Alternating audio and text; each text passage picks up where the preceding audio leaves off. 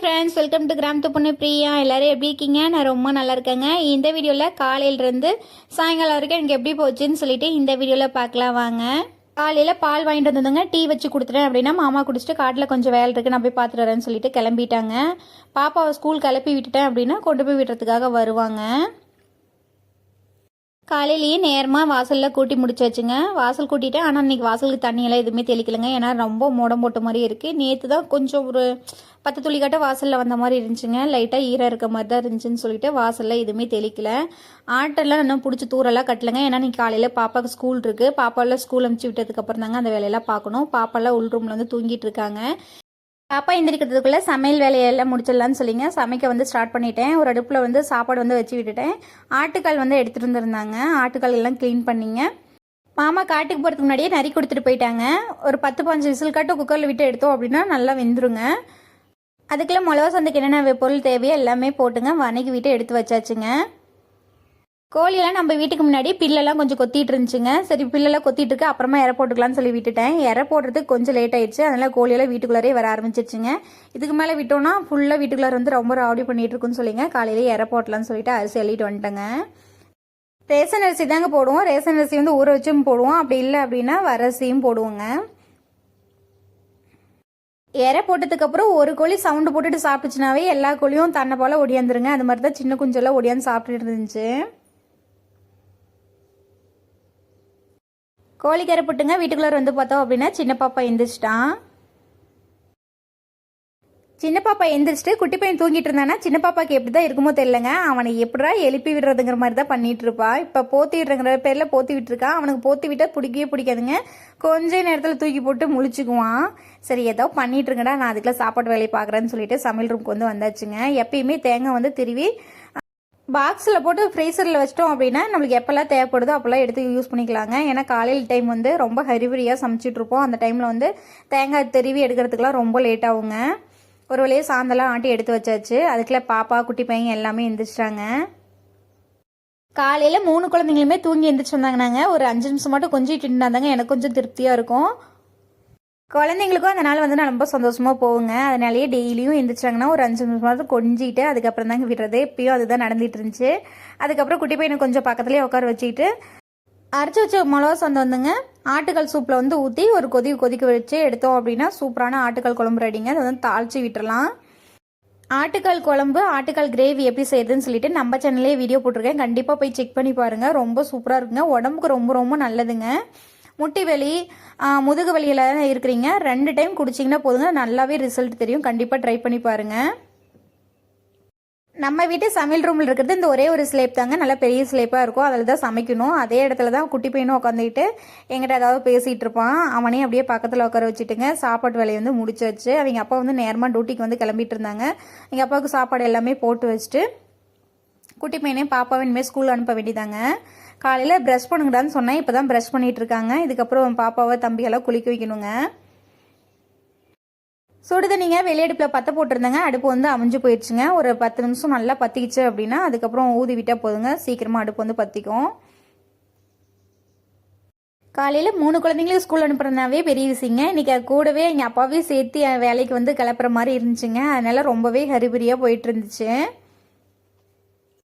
Dress எல்லாம் நேற்று evening தாங்க துவச்சி போட்டிருந்தேன். அது எல்லாமே காஞ்சிட்டு இருக்கு. இன்னும் கட்டித்தர எல்லாம் கூட்டலங்க. பாப்பாவெல்லாம் ஸ்கூல் அனுப்பிச்சதுக்கப்புறம் சாப்பிட்டு முடிச்சுதாங்க அந்த வேலையெல்லாம் பார்க்கணும். பாப்பாவெல்லாம் குளிச்சு விட்டாச்சு. குளிச்சு விட்டதுக்கப்புறம் பவுடரு பொட்டு எல்லாமே அடித்து விட்டோம்னா போதுங்க.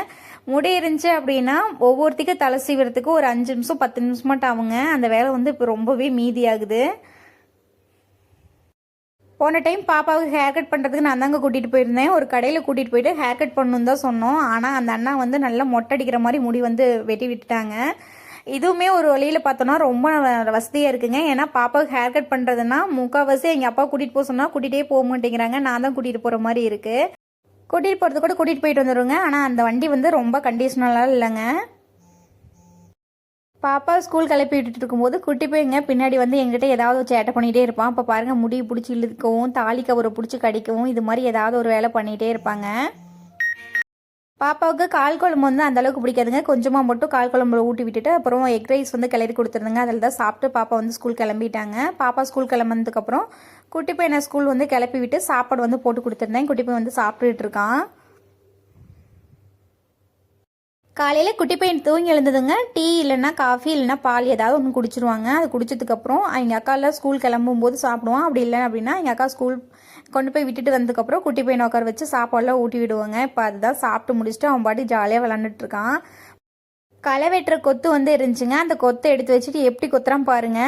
நல்லா தூக்கி தூக்கி அப்படி கொத்துறாங்க. நம்மளால கூட அப்படி கொத்த முடியாதட்டுருக்கு. கொஞ்சம் கூட டயர்டாகவே இல்லை. நல்லா ஜாலியாக கொத்திட்டு திரும்பி பார்த்து சிரிச்சிட்டு இருந்தான். குட்டி பையன் மட்டும் வீட்டில் இருந்தாலும் சரிங்க, எங்கே போனாலும் சரிங்க, ஒரு மாதிரி சிரிச்சிட்டு கலகலன்னு நல்லா சூப்பராக இருப்பாங்க. அவங்க கூட இருந்தோம் அப்படின்னா நம்மளுக்கு டைம் போகிறதே தெரியாது. எல்லா வேலையும் முடிச்சுட்டு கொஞ்சம் நேரம் அவங்க கூட உட்காந்து அரட்டடிச்சிட்டு இருப்பாங்க. அதுக்கெல்லாம் மிஸ் வந்துடுவாங்க. ஒரு நாளைக்கு குட்டி பையனை கிளப்பி விடுங்காட்டியுமே மிஸ் வந்துடுவாங்க. குட்டி பையனை வந்து கூட்டிகிட்டு போயிடுவாங்க. இன்றைக்கி வந்து கொஞ்சம் நேரமாகவே கிளம்புனதுனாலங்க அவன் பாட்டுக்கு உட்காந்து சேட்டை பண்ணிகிட்டு இருந்தான். அவங்க கூட கொஞ்சம் நேரம் வேடிக்கை பார்த்துட்டுங்க. அதுக்கப்புறம் நானும் ஆடு ஓட்டிட்டு காட்டுக்கு வந்து வந்தாச்சுங்க. காலையிலேருந்தே ரொம்ப மோடமாக இருக்குங்க. எந்த வேலையுமே செய்ய பிடிக்கல. ரொம்ப சோம்பேறித்தனமாகவே இருந்துச்சு. வீட்டுக்குள்ளே இருந்தோம் அப்படின்னா கண்டிப்பாக மொபைல் நோண்டிட்டு அப்படி தாங்க டைம் வந்து போகும். அதனால் நேரமாக போய் ஆடு மேய்ச்சிட்டு வந்துட்டோம் அப்படின்னா மதியத்துக்கு மேலே கூட வீட்டுட்டு இருந்துடலாம்னு சொல்லிங்க ஆடு வந்து ஒரு வழியாக ஓட்டிகிட்டு வந்துட்டேன். மோடம் போட்டுகிட்டே இருக்குது, ஆனால் மழையும் வரல. 2 நாளாக இப்படியே தாங்க இருக்குது. கிளைமேட் வந்து ரொம்ப கூலிங்காக இருக்குது. ஆடு மேய்க்கிறதுக்காக ஆடு வந்து காட்டுக்கு ஓட்டிகிட்டு வந்துட்டேங்க. ஓட்டிகிட்டு வந்ததுக்கு அப்புறமும் பார்த்தோம் அப்படின்னா ரொம்ப சோம்பேறித்தனமாகவே இருந்துச்சு. கொஞ்சம் நேரம் மொபைல் நோண்டிகிட்டு இருந்தேன். அதுக்கப்புறம் என்னோடய ஃப்ரெண்டுக்கெல்லாம் ஃபோன் பண்ணி கொஞ்சம் நேரம் பேசிகிட்டு இருந்தேங்க. ஆட்டுக்காட்டில் வந்துட்டுனாவே மோஸ்ட்லி இந்த வேலையை தான் பண்ணிகிட்ருப்பேன். என்னோடய ஃப்ரெண்டுக்கெல்லாம் ஃபோன் பண்ணி பேசுவேன். அப்படி இல்லை அப்படின்னா அம்மாவுக்கு ஃபோன் பண்ணி பேசுவேங்க. ஒவ்வொரு நாளைக்குங்க யாருமே ஃபோன் எடுக்க மாட்டாங்க. அப்படி இருக்கிற நாளைக்குங்க கொஞ்சம் நேரம் உட்காந்து யூடியூப்பில் ஏதாவது வீடியோ பார்த்துட்ருப்பேன். இப்படி தாங்க போகும். இப்போ பாருங்கள் ரொம்ப சோம்பேறித்தனமாக மூஞ்சி ஒரு மாதிரி இருக்குது. படுத்தேன் அப்படின்னா செம்மையாக தூக்கம் வரும். காட்டில் எவ்வளோ இடம் இருந்தாலுங்க ஆடு வந்து காட்டில் மேயவே மேயாது. அந்த வேலியோரமாகவே தான் மேயும். அடுத்திங்க காட்டில் போய் மேய்ஞ்சது தான் ஆட்டுக்கு வந்து நல்லாவே வயிறும்பும் போலங்க. அது மாதிரி தான் இப்போ பண்ணிகிட்ருக்கேன். அந்த சைடு அவ்வளோ மேய்வு இருக்குங்க. அதை எல்லாமே விட்டுட்டு எல்லா ஆடுமே இந்த கரையோரமாக போய் மேய்ஞ்சிட்டு இருந்துச்சு. ஒரு வழியாக நானும் கொஞ்சம் நேரம் உட்காந்து பார்த்துட்டு இதெல்லாம் வேலைக்கு ஆகுதுன்னு சொல்லிங்க அதுக்கப்புறம் அந்த கரைக்கு அந்த சைடு போய் நின்று ஆட்டை மேய்ச்சிட்டு இருந்தேங்க. நீங்களாம் சோம்பேறித்தனமாக இருக்கும்போது என்ன பண்ணுவீங்கன்னு சொல்லிட்டு மறக்காமல் கமெண்ட் பண்ணுங்கள். ஒவ்வொரு நாளைக்கு என்ன வேலை செய்கிறதுனே தெரியாதுங்க. அது மாதிரி போகும். ஆனால் ஒவ்வொரு நாளைக்கு எவ்வளோ வேலை செஞ்சாலும் சரிங்க டைமே பத்தாது. இன்னும் கொஞ்சம் நேரம் இருந்தால் இன்னும் நிறைய வேலை செய்யலாங்கிற மாதிரி தோணும். இன்றைக்கி எனக்கு அது மாதிரி தாங்க போச்சு. ரொம்ப நேரம் டைமே போகாத மாதிரி தோணிகிட்டே இருந்துச்சுங்க. இந்த காட்டில் வந்து கொள்ளு பயிர் வந்து விதைச்சிருக்காங்க. இது தாங்க கொள்ளு பயிர். இந்த பயிரெலாம் நல்லா கொடியாக வளர்ந்துங்க. அதில் வந்து காய் வந்து வைக்கும். இந்த வயலுங்க ஃபஸ்ட்டு கடலக்காய் வந்து போட்டிருந்தாங்க. கடலக்காய் எடுத்ததுக்கப்புறம் கொள்ளு பயிர் வந்து விதைச்சி விட்டுருக்காங்க. நல்லா பயிர் வந்து நல்லா மேலே ஏறிடுச்சுங்க. ஓரமாக ஒரு கோணப்புளிங்க மரம் வந்து இருந்துச்சுங்க. கரையோரமாக ஆடு போகுதுன்னு சொல்லிட்டுங்க நான் கரை மேலே வந்து நிற்கவும் ஆடெல்லாம் அந்த சைடு பூந்து போயிடுச்சு. ஆடு வரக்கூடாதுன்னு சொல்லிங்க அந்த கோணப்புளிங்க மரம் இருக்கு இல்லைங்களா, அதை வந்து முள்ளை வந்து வெட்டி போட்டிருந்தாங்க. நீங்கள் வேலி அடிச்சிங்கன்னா மட்டும் நான் விடுவேனாங்கிற மாதிரி ஆடெலாம் சேட்டை பண்ணிகிட்டு இருந்துச்சுங்க. ஆட்டெலாம் முடுக்கி விட்டு ஃபஸ்ட்டுங்க இந்த காட்டில் கடலக்காய் போட்டிருக்கும் போதே துவரஞ்செடி வந்து சாறு விட்டுருந்தாங்க. அது வந்து இப்போ தாங்க நல்லா பெருசாகி பூவெல்லாம் நிறைய வச்சுருக்கு. உங்ககிட்ட காட்டுறேங்க. நீங்களாம் துவரஞ்செடியை பார்த்துருக்கீங்களான்னு சொல்லிட்டு மறக்காமல் கமெண்ட் பண்ணுங்கள். துவரஞ்செடியிலங்க அந்த பூ நிறையா இருக்கும், மஞ்சள் கலர் பூவு. அதில் இந்த கருப்பு வண்டு வந்து நிறையா இருக்குங்க. அது பார்க்கும்போது ரொம்பவே சூப்பராக இருக்கும். ஒரு வண்டு 2 வண்டெல்லாம்ங்க நிறைய வண்டு இருக்கும். அந்த செடியிலேயே பார்த்தோன்னா அந்த மஞ்சள் பூவில் அந்த கருப்பு வண்டு இருக்கிறதுக்கு பார்க்கறதுக்கே ரொம்ப அழகாக இருக்குங்க. இப்போ தாங்க துவரம் பூவிலேருந்து துவரங்காய் வந்து வச்சுருக்கு. ஒவ்வொன்றில் பார்த்தோம் அப்படின்னா காஞ்ச மாதிரி இருக்குங்க. இதுதான் நம்ம குழம்புக்கு வந்து துவரம் பருப்பு யூஸ் பண்ணலாம் இல்லைங்களா, அந்த பருப்பு. இதை வந்து காட்டு துவரன்னு சொல்லுவாங்க. துவரம் பருப்பு இப்போ தாங்க பிஞ்சாக இருக்குது. இது நல்லா முத்தனதுக்கு அப்புறங்க அதுவே செடியிலே நல்லா காஞ்சதுக்கப்புறம் அதை வந்து அடிச்சுங்க அதை வந்து நிறையா பதப்படுத்துறதுக்கு நிறைய வேலையாக இருக்குங்க. அதெல்லாம் பண்ணுவாங்க. இது தாங்க அரப்பு செடி. எங்கள் ஊரில் வந்து ஊஞ்ச மரம்னு சொல்லுவாங்க. நான்லாம் சின்ன வயசாக இருக்கும் போதுங்க எங்கள் அம்மா வயசில் இருக்கிறீங்க எல்லாமே இந்த ஊஞ்சத்தலை தாங்க பறித்து செக்கில் போட்டு ஆட்டி அதுக்கப்புறம் அதை தான் தலைக்கு வந்து அப்ளை பண்ணி தலைக்கு வந்து குளிப்பாங்க. முடி நல்லா கருகருன்னு நல்லா சூப்பராக இருக்குங்க. ஷாம்பு போட்டு தேய்ச்சோம்னா கூட அந்தளவுக்கு நுர வராது. ஆனால் அந்த ஊஞ்ச தலையில் வந்து அந்தளவுக்கு நுர வருங்க. அந்த வீடியோவும் நம்ம சேனலில் போட்டிருக்கேன். கண்டிப்பாக போய் செக் பண்ணி பாருங்கள். ரொம்பவே உங்களுக்கு யூஸ்ஃபுல்லாக இருக்கும். முடி ரொம்ப கொட்டுதுன்னு நினைக்கிறீங்களா, இது மாதிரி இயற்கையான பொருளை வச்சு ஹேர் பேக் வந்து அப்ளை பண்ணி பாருங்கள். முடி வந்து கொட்டுறது கண்டிப்பாக ஸ்டாப் ஆகும். அந்த சைடு ஒரு ரவுண்ட் அடிச்சிட்டுங்க திரும்ப நான் கீழே இறங்கி வந்தேன். திரும்பவும் ஆடு பாருங்கள் வேலிக்கே போகுது. இன்றைக்கி ஆடு மேய்க்கிறது வந்து ரொம்பவே கடுப்பாச்சுங்க. ஒரு நாளைக்கு ஆடு மேய்க்கிறது வந்து ரொம்பவே ஈஸியாக இருக்கும். இன்றைக்கி ஆடு மேய்க்கிறது வந்து ரொம்ப கடுப்பாச்சு. அதுக்கப்புறங்க கரையோரமாக மரம் வந்து வெட்டி போட்டிருந்தாங்க. அதிலேருந்து கொஞ்சமாக விரவெல்லாம் பொறுக்கிட்டுங்க வீட்டுக்கு வந்து வந்தாச்சுங்க. பாருங்கள் ரொம்ப மோடம் போட்டுகிட்டே இருக்குது. மணி 1 மணிக்கு மேலே ஆகுது. வெயில் அடிக்கிற மாதிரி இருந்துச்சுன்னா இந்நேரம் வெளியே போயிட்டு வரவே முடியாது, அந்தளவுக்கு வெயில் அடிக்கும். காட்டிலேருந்து கொண்டாந்து விரவெல்லாம் ஒரு பக்கம் போட்டுங்க வீட்டுக்கு வரத்துக்குள்ளே நம்ம ஆடெல்லாம் தூள் வெங்காயம்லாம் இந்த படிக்கடியில் கொட்டி வச்சுருந்தேங்க. அந்த வெங்காயத்தெல்லாம் சாப்பிட்றதுக்காக வந்துருச்சு. பாதி வெங்காயத்தை இப்பயே சாப்பிட்ருச்சு. இன்னும் கொஞ்சம் வெங்காயம் தாங்க கிடக்குது. கொஞ்சம் முளைக்காத பக்கம்லாம் ஊனி விடலான்னு சொல்லிங்க தூள் வெங்காயத்தெல்லாம் இன்னும் எடுத்து போடாத வச்சுருக்கோம். அந்த தூள் வெங்காயமாக இருக்கிறது குழம்பு கூட யூஸ் பண்ணலாங்க. உளிக்கிறதுக்கு தாங்க கொஞ்சம் லேட் ஆகும். இந்த வீடியோ சாயங்காலமாக எடுத்துகிட்டு இருக்கேங்க. சாயங்காலம் இப்போ ஒரு 6 மணிக்கு பக்கமாக ஆகுது. கட்டித்தரை எல்லாமே கூட்டி முடிச்சாச்சு. ஆடெலாம் மேய்ச்சிட்டு வந்து கொண்டாந்து கட்டியாச்சுங்க.